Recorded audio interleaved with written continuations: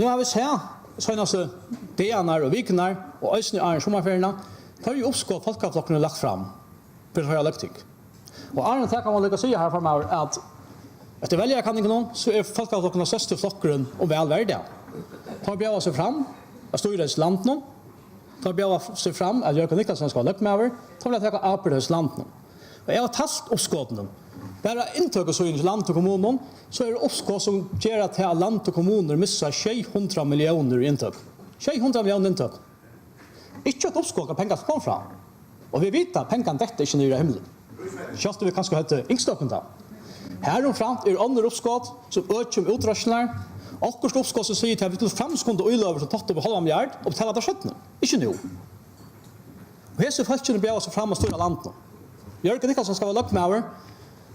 Om vi lykker øymyndt dere her fremover. Og en anstøveløyer i Danmark kommer ut og tar som 600 millioner i førgen, da sværer til 70 milliarder i Danmark. Så vi skal gjøre latta for 70 milliarder og vi vinner vel. Men vi sier ikke at pengene kommer fra. Hvordan så helter du til vi møter i Danmark? I milen? Av skjøttene? Så fremvis. Og ikke tid til tvillige flokk, for folk. Og ikke folk gjør det i Danmark. Så har vi vite at det er seriøst. Og vi lykker å takke 600 millioner. Vi minker det inntøkken. Hva sværer det til? Det sværer til det som alt tror i sjukhusen koster. Skulle vi lukke til 3 sjukhusen? Eller det sværer til det som alle folkeskolen og alt eldre ikke koster. Skulle nye til folkeskolen og nye til eldre ikke. Og hese bjør seg fram og lykke et velgerkandidaten være til som styrer at man vel.